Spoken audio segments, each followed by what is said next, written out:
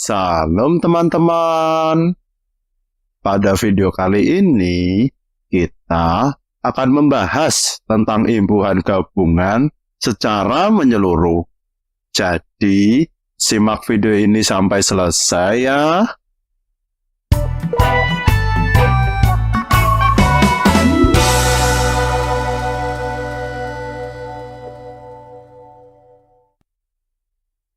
Definisi dan struktur gabungan.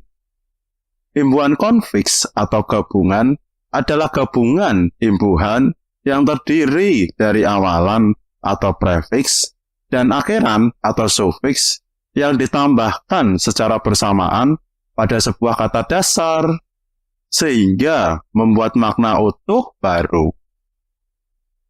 Struktur konfiks sendiri adalah sebagai berikut. Kata dasar, lalu ditambah awalan, lalu ditambahkan akhiran, sehingga kata dasar diapit dua imbuhan. Misalnya, kata kota menjadi perkotaan. Kota ditambah awalan, per, lalu ditambah akhiran, an, sehingga menjadi perkotaan. Nah, dalam bahasa Indonesia sendiri, terdapat 7 konfiks, yaitu bean, dikan, beran, senya, peran, peuan, dan mengkan. Sampai sini sudah jelas ya? Kean. Konfiks kean memiliki peran yang penting dalam kalimat dengan berbagai fungsi yang bervariasi. Pertama-tama, imbuhan ini digunakan untuk mengindikasikan lokasi, seperti yang terlihat dalam istilah kerajaan dan kelurahan. Sebagai contoh, kerajaan tersebut memamerkan keindahan alam yang memukau, atau keluarganya tinggal di kelurahan yang ramai. Yang kedua, imbuhan ini juga digunakan untuk menunjukkan kumpulan, seperti halnya pulau. Sebagai ilustrasi, Indonesia terkenal dengan kekayaan alamnya, terutama kepulauan yang tersebar di seluruh Nusantara. Yang ketiga, fungsi dari imbuhan kean adalah mengekspresikan hal yang berlebihan, baik itu kebesaran, kecilan, atau kejauhan. Sebagai contoh, kebesaran alam semesta tidak dapat diukur dengan kata-kata, atau kekecilan hati seseorang dapat terlihat dalam tindakannya. Yang keempat, imbuhan ini juga dapat digunakan untuk menunjukkan perbuatan yang dilakukan secara tidak sengaja, seperti kelupaan, ketiduran, kemasukan, atau kejatuhan. Sebagai contoh, dia terlalu sibuk dan seringkali kelupaan membawa kunci rumahnya. Atau, setelah mengerjakan tugas semalaman, dia ketiduran di depan laptop. Yang kelima, kean dapat digunakan untuk menyatakan kemampuan atau menunjukkan kata pasif, seperti kelihatan atau kedengaran. Contohnya, pemandangan pegunungan yang hijau kelihatan dari jauh. Atau, suara musik yang merdu kedengaran di sepanjang jalan. Yang keenam, imbuhan ini juga memiliki peran dalam menyampaikan makna, dikenai, atau menderita sesuatu, seperti dalam kasus kehilangan, kemasukan, kedinginan, kepanasan, kecolongan, kedengaran, dan kelihatan. Contohnya, mereka mengalami kehilangan yang mendalam setelah bencana alam tersebut. Atau, rumahnya kemasukan air saat banjir melanda. Terakhir, imbuhan kean digunakan untuk menunjukkan keadaan tertentu, seperti kepanasan dan kedinginan.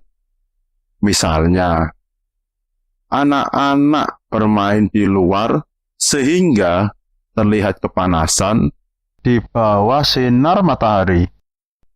Atau saat cuaca dingin, mereka merasa kedinginan meskipun sudah berkali-kali berpakaian tebal. Penggunaan konfiks kean dapat ditemukan dalam Kejadian 1 ayat 2. Pada terjemahan di LT3, dan bumi menjadi tak terbentuk dan hampa, dan kegelapan ada di atas permukaan samudra raya, dan roh Elohim ada mengeram di atas permukaan air. Kata gelap yang diberi imbuhan kean menjadi kegelapan yang menghasilkan perbedaan makna. Perbedaan tersebut adalah bahwa kegelapan lebih mengacu pada kondisi atau sifat yang lebih dalam dan lebih emosional. Sedangkan gelap lebih merujuk pada ketiadaan cahaya secara fisik belaka. Sampai sini sudah jelas ya? Dikan. Konfiks dikan memiliki peran dalam menyampaikan makna dikenai atau menderita sesuatu, seperti yang terlihat dalam kata ditemukan dan diberikan. Berbeda dengan konfiks kean, konfiks dikan dapat dihubungkan dengan subjek yang melakukan tindakan tersebut. Contoh penggunaan imbuhan tersebut adalah sebagai berikut. Bunga-bunga cantik itu ditemukan di taman sekolah oleh siswa-siswa yang rajin membersihkan area tersebut setiap hari. Atau hadiah ulang tahun yang indah itu diberikan oleh sahabat terbaiknya, membuatnya sangat bahagia. Penggunaan imbuhan dikan juga dapat ditemukan dalam 1 Raja-Raja 6 ayat 7. Dan bait itu ketika dibangun dengan batu-batu yang telah diolah, yang telah disiapkan sebelumnya, sehingga tidak terdengar di bait itu bunyi palu atau kapak atau sesuatu perkakas besi selama pembangunan bait itu. Sampai sini sudah jelas ya? Beran. Beran adalah imbuhan yang memiliki beberapa fungsi. Yang pertama, imbuhan ini digunakan untuk menyatakan perbuatan yang terjadi secara berulang-ulang atau repetitif. Contohnya terlihat pada kata-kata seperti bercucuran atau berkilauan. Setelah hujan deras, air di atap genting rumah itu bercucuran tanpa henti, menciptakan suara gemericik yang menenangkan. Atau saat matahari terbenam, pantai itu menjadi indah dengan kilauan air laut yang berkilauan di balik sinar senja. Yang kedua, beran juga digunakan untuk menyatakan perbuatan yang dilakukan secara timbal balik, seperti perkenalan dan berpelukan. Contohnya, mereka berkenalan di perpustakaan universitas dan sejak itu menjalin persahabatan yang erat. Atau setelah sekian lama berpisah, mereka bertemu kembali di bandara dan berpelukan erat sebagai tanda kebahagiaan karena bisa bersama lagi. Yang ketiga, imbuhan ini juga dapat menyiratkan makna perbuatan yang dilakukan oleh banyak pelaku sekaligus. Contohnya, bersahutan dan berhamburan. Saat kembang api mekar di langit malam, Suara tawa dan ceria bersahutan di antara kerumunan orang yang merayakan perayaan kemerdekaan. Atau ketika gong perayaan dipukul, anak-anak berhamburan keluar rumah dengan senang hati, siap merayakan festival yang dinanti-nanti. Selain itu, terdapat contoh beran dalam Lukas 8 ayat 34, yaitu berlarian. Dan setelah melihat apa yang terjadi, yang memberi makan babi itu berlarian. Dan sambil meninggalkan tempat itu, mereka menceritakan ke kota dan ke ladang-ladang. Pemberian imbuhan beran pada kata lari digunakan untuk memudahkan dalam membaca ayat tersebut dan untuk merujuk objek yang melakukan kegiatan tersebut, yaitu peternak babi. Sampai sini sudah jelas ya? Senya, konflik senya memiliki dua makna. Yang pertama, imbuhan senya memiliki makna dalam keadaan yang disebutkan bentuk dasarnya. Misalnya, sebaiknya dan sebenarnya. Dia menyelesaikan tugasnya dengan cepat. Dan sebaiknya kita memberikan apresiasi yang pantas. Atau, meskipun terlambat, kehadiran mereka sebenarnya membawa kegembiraan dan semangat baru dalam pertemuan tersebut. Yang kedua, menunjukkan waktu. Contohnya, setibanya dan secepatnya. Seperti pada kalimat, setibanya di rumah, ibu langsung memasak hidangan favorit anaknya untuk makan malam. Atau, dia berjanji akan menyelesaikan proyek ini secepatnya, agar dapat fokus pada tugas-tugas lain. Dalam Efesus 5 ayat 4, terlihat penggunaan senya pada kata sepantasnya dan sebaliknya.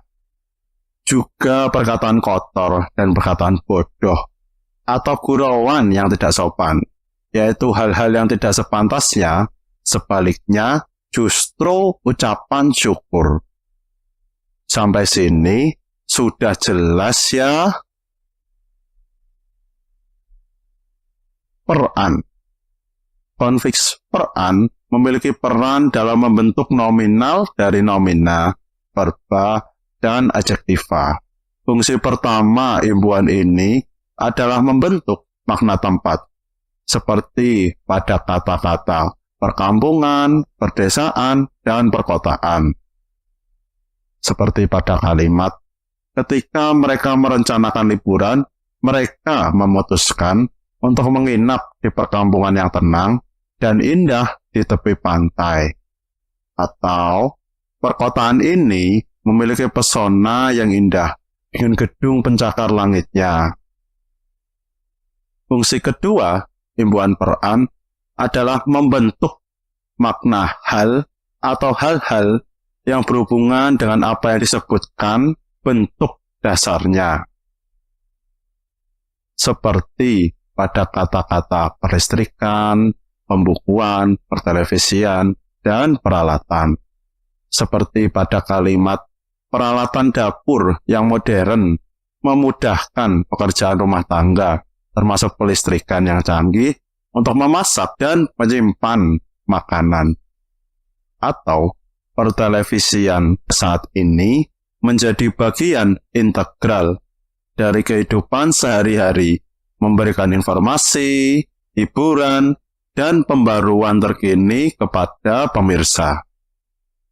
Fungsi ketiga imbuhan peran adalah membentuk makna kumpulan, seperti kata-kata perumahan dan persawahan. Contohnya, perumahan di kompleks ini dirancang dengan taman yang indah, menciptakan lingkungan yang nyaman bagi para penghuninya. Atau, para petani di desa itu bekerja sama dalam persawahan untuk mencapai hasil panen yang maksimal setiap musim tanam. Dalam 2 Tawari 34 ayat 22, imbuhan peran terlihat dalam perkampungan baru Yerusalem. Maka pergilah Hizkia dan mereka yang dari raja kepada Nabi Yahulda, istri Salum, anak Tohat, anak Hasra, yang menjaga pakaian-pakaian, dan dialah yang tinggal di perkampungan baru Yerusalem, dan mereka mengatakan kepadanya seperti demikian. Sampai sini sudah jelas ya? Pengan. Imbuhan peng memiliki berbagai variasi, sehingga konfiks pengan memiliki variasi berupa konfiks pengan, pean, peman, penan, pensan, dan pengean yang berperan dalam membentuk nomina yang semuanya disebut konfiks pengan. Imbuhan ini dapat menciptakan istilah yang menggambarkan tempat atau lokasi tertentu, seperti penggilingan atau pemukiman. Contoh kalimatnya seperti, penggilingan padi di desa itu menjadi pusat aktivitas penting. Tempat petani setempat mengolah hasil panen mereka menjadi beras. Atau, pelesiran di sepanjang pinggir sungai memberikan kesan damai, menjadi pemukiman wisata yang diminati oleh mereka yang mencari ketenangan alam. Selain itu, imbuhan ini memberikan arti terkait keberadaan atau hal seperti perasaan atau penderitaan. Contohnya, setelah bertahun-tahun berpisah, pertemuan mereka di bandara memunculkan perasaan haru dan bahagia yang sulit diungkapkan dengan kata-kata. Atau, penderitaan yang dialami oleh keluarga yang kehilangan rumah akibat banjir membutuhkan dukungan luas dari komunitas untuk pemulihan mereka. Terakhir, imbuhan ini menyoroti tindakan atau proses seperti pemberontakan, pendaftaran, penyajian, pengakuan, dan penghargaan. Contoh kalimatnya seperti, penghargaan yang diterimanya merupakan bukti pengakuan atas dedikasi dan prestasinya dalam bidang seni. Selain itu, terdapat contoh kalimat dalam 2 Tawari 34 ayat 22. Imbuhan pengan terlihat dalam kata penghakiman. Janganlah kamu membedakan orang dalam penghakiman, baik perkara orang kecil ataupun perkara orang besar. Kamu harus mendengarkannya. Janganlah kamu gentar kepada siapapun, karena penghakiman ini adalah penghakiman Elohim. Dan perkara yang terlalu sukar bagimu, kamu harus membawanya kepadaku, dan aku akan mendengarnya. Sampai sini sudah jelas ya? Mengkan. Sama seperti imbuhan peng yang memiliki berbagai variasi, maka imbuhan meng juga memiliki berbagai variasi, sehingga konfiks mengkan memiliki variasi berupa mengkan, mehkan, menkan, memkan, yang semuanya disebut konfiks mengkan. Imbuhan mengkan memiliki peran dalam pembentuk kata kerja aktif transitif. Pertama-tama, imbuhan mengkan mampu menyampaikan makna kausatif, yakni membuat jadi. Sebagai contoh, kata-kata seperti melebarkan dan meninggikan. Contoh kata-katanya seperti, arsitek itu berhasil melebarkan jalan di sekitar kompleks perumahan, memberikan akses yang lebih baik bagi para penghuni untuk keluar masuk. Atau pada kalimat, dengan menambahkan lapisan tambahan, tukang kayu itu meninggikan pagar rumah, memberikan keamanan ekstra kepada penghuni di dalamnya. Yang kedua, himbauan ini juga mengemukakan makna melakukan tindakan untuk orang lain, atau disebut juga benefaktif. Kata-kata seperti membelikan, menjahitkan, dan menjual. Contoh kata-katanya seperti, ia selalu memilihkan buku-buku bermutu tinggi untuk adiknya. Memberikan dorongan untuk minat membaca yang kuat sejak usia dini. Atau pada kalimat, sang desainer modifikasi membelikan sepatu khusus untuk kru mekaniknya, menciptakan kesatuan gaya yang unik di lingkungan bengkel tersebut. Yang ketiga, himbauan ini dapat memberikan konotasi menuju ke dalam kata kerja seperti menepikan, meminggirkan, dan menengahkan. Hal ini menunjukkan perpindahan atau orientasi menuju suatu arah atau tujuan tertentu. Contohnya, seperti pada kalimat, dalam pertemuan tersebut, manajer proyek menyampaikan rencana untuk menengahkan proyek pembangunan ke arah yang lebih berkelanjutan. Petugas keamanan bekerja keras meminggirkan kerumunan yang tidak diinginkan dari area acara, menjaga keamanan dan ketertiban. Terakhir, himbauan mekan juga mampu menyiratkan makna menganggap sebagai dalam kata kerja. Contohnya, termasuk kata-kata seperti mendewakan dan mengistimewakan. Seperti pada kalimat berikut, yaitu, para penggemar sepak bola mendewakan pemain bintang tersebut sebagai ikon klub, menganggapnya sebagai simbol keunggulan. Atau pada kalimat, kepala sekolah selalu mengistimewakan siswa yang menunjukkan prestasi luar biasa, memberikan penghargaan khusus dalam upacara penghargaan sekolah. Selain itu, konflik mekan dapat kita temui dalam Alkitab, seperti dalam Ayub 29 ayat 25. Himbauan mekan terlihat dalam menghiburkan. Aku memilih jalan mereka dan duduk sebagai pemimpin, dan aku hidup seperti seorang raja di antara pasukannya. Ketika orang-orang berkabung, dia menghiburkan. Sekian penjelasan kali ini, sampai sini sudah jelas ya. Kalau teman-teman belum paham, teman-teman bisa mengulang video ini sampai teman-teman paham. Tetap semangat belajar dan sehat selalu. Tuhan Yesus memberkati.